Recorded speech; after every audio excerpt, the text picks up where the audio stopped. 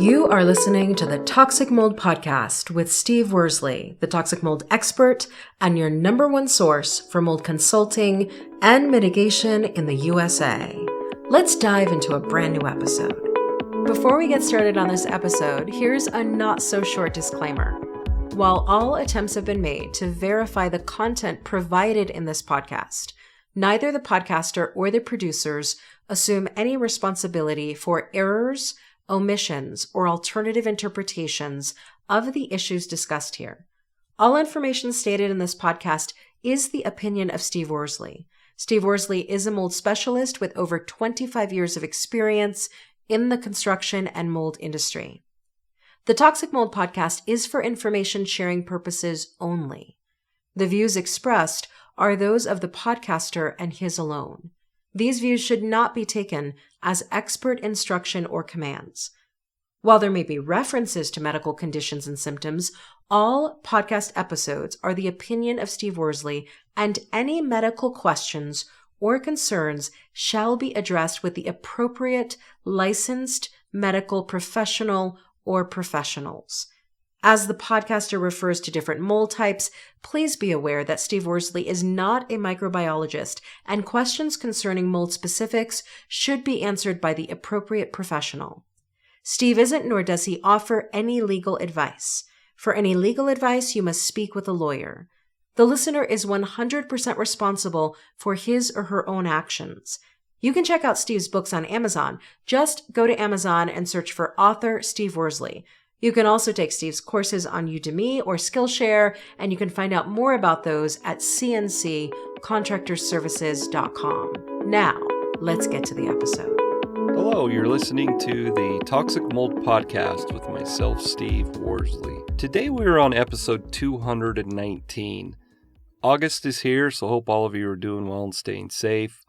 As I said last week, I hope you're staying cool. It's been fairly warm, but before we know it, like I said, we're going to, at least in Utah and Wyoming, we're probably going to have snow on the ground. So hope all of you are doing well. Today's topic is mold sickness and your HVAC system. This is something that we talk about quite often when it comes to my consultations or mold mitigation. It's something that could be making you sick, and a lot of people just don't think about it. So when we say HVAC system, what are we talking about? Heating, ventilation, and air conditioning. So that typically is something like a forced air furnace, and it has a condensing unit. So you have your air handler and the furnace in your mechanical room, whether it's in a crawl space, attic, basement, wherever. And then you typically, for the air conditioning side of it, you have a condensing unit that's on the outside, and you have refrigerant lines that run to the coil inside that's above that air handler, and that's where you get your cool air from. So when we talk about HVAC, that's pretty much what we're talking about. But on the other hand, there are things, that aren't technically under HVAC, like your ceiling fans, window air conditioning units, stuff like that, and we'll kind of touch on that too. So I don't want you to be listening and going, oh, well, we don't have an HVAC system, so this doesn't pertain to us. I'll cover some things that hopefully would pertain to you. First question would be, how can your HVAC system make you sick? Well, you could have mold for whatever reasons that is in the ductwork that is every time you turn on your air conditioner or even your heat, every time that kicks on and blows air, it is blowing that air around your home. And so then you're being exposed to it. And if you use your air conditioner a lot, you can be exposed to it a lot. If you don't use it very much, every time you do turn it on, you can be exposing yourself. So either way, it can be detrimental to your health. And a lot of people just don't think about that. They want to jump to, well, everything looks good. We don't have any water stains or anything like that. So how would you have a mold problem in your ductwork or HVAC system? As all of you know, mold spores are naturally present. So I've covered this, and I like to cover it all the time when it comes to my mind. But for viable mold growth, meaning, mold infestations that can keep growing and getting larger, and they're fuzzy and healthy They're alive and thriving. In order to have a viable mold infestation, you have to have 3 main components. Now, there's other things that are, a few things here and there, but the 3 main things are the mold spores, and the mold spores, for the most part, you're never going to get rid of. Mold is naturally present, but mold infestations aren't. Second thing you need is the humidity above 60%. Now, I'm sure if you live, in a humid area, maybe you live in Florida, maybe you're in Michigan, Chicago, wherever. You might say, well, it's humid all the time, so 60% humidity is nothing new. Inside your home, though, you shouldn't have 60% humidity. And when I say should, most of us have, and we're talking about HVAC systems, we have systems that keep your home heated or cooled. We don't cool homes. Most people don't these days by opening windows and using the outside air. So my point is this, is proper ventilation is going to keep that humidity down. So if you have an HVAC system inside your home and it's in a really humid area, maybe you have dehumidifiers on that unit or those systems. But for the most part, if you keep your home closed up, meaning the windows are closed up and you're running your air conditioning, it shouldn't be very humid. And when I say very, it shouldn't be over 60% humidity in your home. And if it is consistently, then there is something going on. And, once again, that's why you have to bring in a professional. You have the humidity above 60% and then the mold. The third thing that you need for viable mold growth is a food source. And that food source is typically porous materials that are cellulose materials. So we're talking things like paper, sheetrock, insulation, carpet, books, things like that. That is the food for mold. So if you have those 3 major things, that's when you can have viable mold growth going on. So when it comes to your HVAC system, even if there's not a mold problem per se in your home, could there be a mold problem in your ductwork? The quick answer I could say is no, you shouldn't, but you could. You could just have ductwork that you don't use very often. And so those mold spores can be sitting there on that metal. Plus, if the humidity gets high once in a while, you could have viable mold growth. And every time you turn on your air conditioner, it's doing that. My point is this, is it's not common to have mold buildup and dust buildup in your ductwork and have a mold problem in your ductwork without a mold problem in your home. It's possible, but for the most part, if there's something going on in your ductwork, it's typically there's something in your home too that's of concern. So my point is this, is that even if you don't think you have any problems in your home, you definitely could have problems in your HVAC system. And I'm sure one of the questions would be well, how do we know? Steve, you show up or I hire a mold specialist. They come to my house, how do they know? Do they look at anything on the HVAC system? Absolutely. We check. There's a condensate drain pipe that's on the air handler or the furnace or whatever you want to call it, your unit inside the home. And that takes all the condensation and it just comes down a pipe and goes into a drain. If that condensate pipe isn't installed properly, and sometimes there's a secondary one, that would elevate the humidity and that could cause a mold problem. So we look at things, like the furnace itself. We check for any stains or anything like that on the air handler itself, because that would indicate, if I see rust on an air handler, I'm like, okay, maybe the condensate pipe isn't working properly. So we're not getting rid of, the condensation, which is going to cause humidity. If we can, we like to look at the coil. And the coil is kind of a triangular shaped thing that's above. Typically, it's above the air handler. If we can take a look at that, we want to look at that and see, because that's what creates the cold air, if there's any mold or anything growing on that. So my point is that you can have a problem with your HVAC system and not with the home, but you do need the proper professional to come look at it. So what else, do we want to talk about when it comes to your HVAC system? Well, there's routine maintenance that should be done, and it should be done,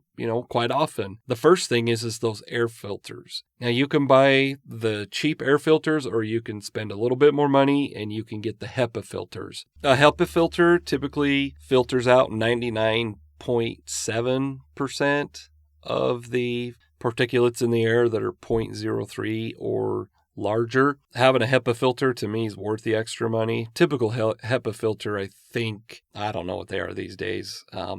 They change all the time, but they shouldn't run you more than like $20, $25 for one. And it should be replaced. Typically, they say every 3 months. Sometimes you might have to replace them every 8 weeks. So, a lot of it depends on your air quality, where you live. If you live across the street from a field and it's really dusty all the time, you're probably going to have those filters changed more often. There's also another thing when it comes to air filters for your returns on your HVAC system, and it's called a MERV rating, MERV. You could buy those if you're going to look at what the MERV rating is. Typically about a 11 or 12 is the lowest I would go for a MERV rating. A HEPA filter, I'd say the MERV rating is probably a 14 on those.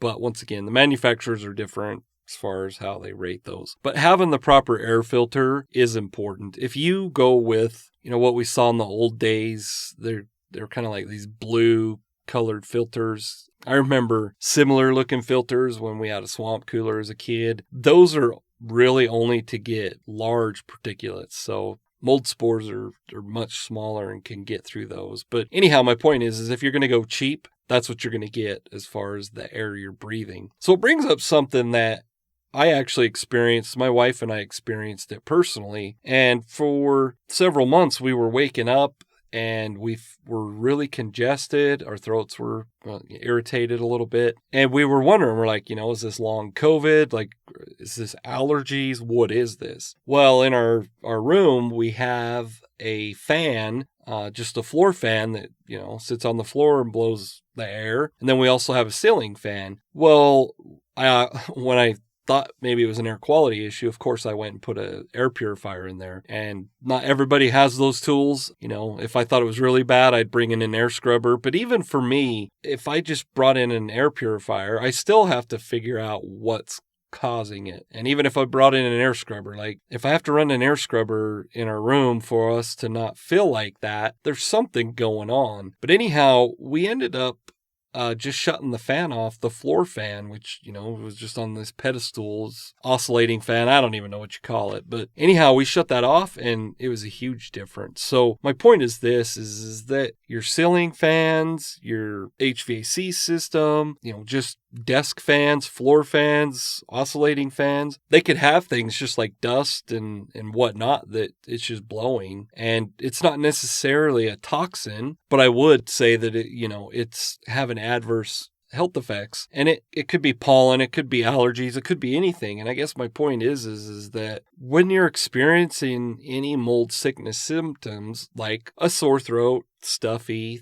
headaches, things like that, think about simple things like fans or your HVAC system. Kind of got off on a little tangent with the fans, but it's something I think is really important. If you have window AC units, that's something else. Make sure you clean the filters out. It's not just your HVAC system that you need to maintain and keep clean. And I guarantee you, if you keep all those components clean, you will feel better. And speaking of cleaning, so, you might wonder, well, what would I recommend to clean it with? You can clean it with something as simple as just a Swiffer. If you want to use chemicals, you can go down that road. You can use Clorox wipes. We personally, depending on what it is, we use Benefact. They're a little bit more expensive, disinfectant wipes, but there's all sorts of things you can use to clean. And I guess my point is take the time and pay attention to those things. So going back to your HVAC system, something that's really important is having those ducts clean. And those ducts,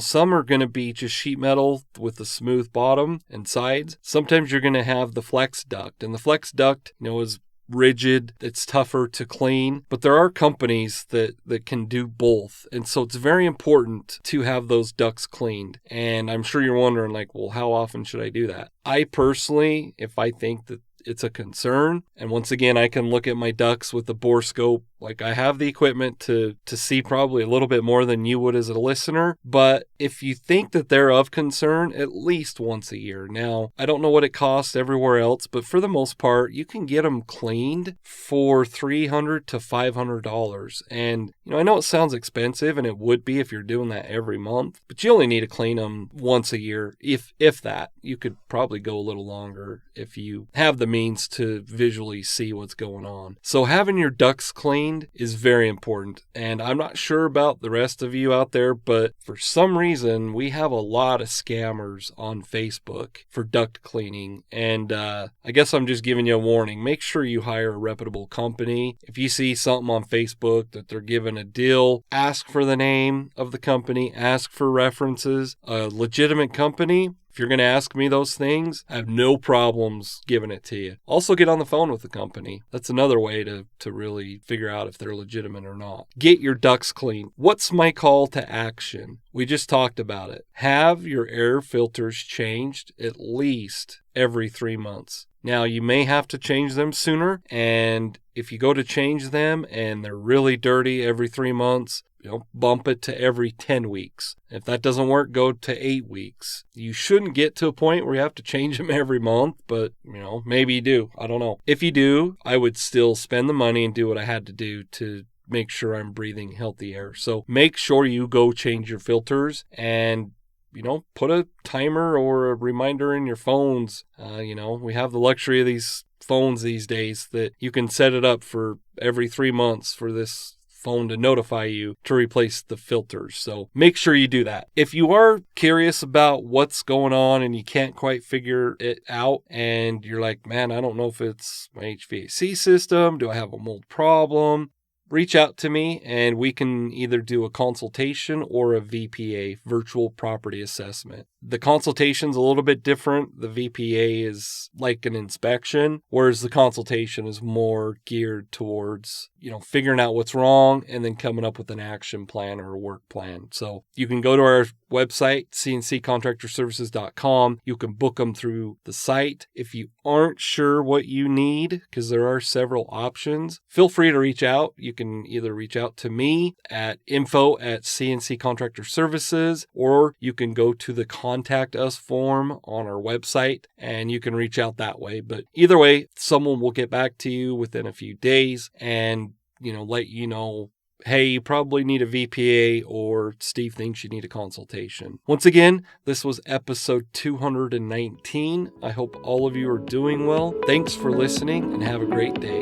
Thank you for listening to this episode. Make sure you go to our website at cnccontractorservices.com and sign up for the mold investigation checklist. Again, go to cnccontractorservices.com and get your free mold investigation checklist today. You can also on cnccontractorservices.com find out more about Steve's courses and books and consultations. Once again, go to cnccontractorservices.com.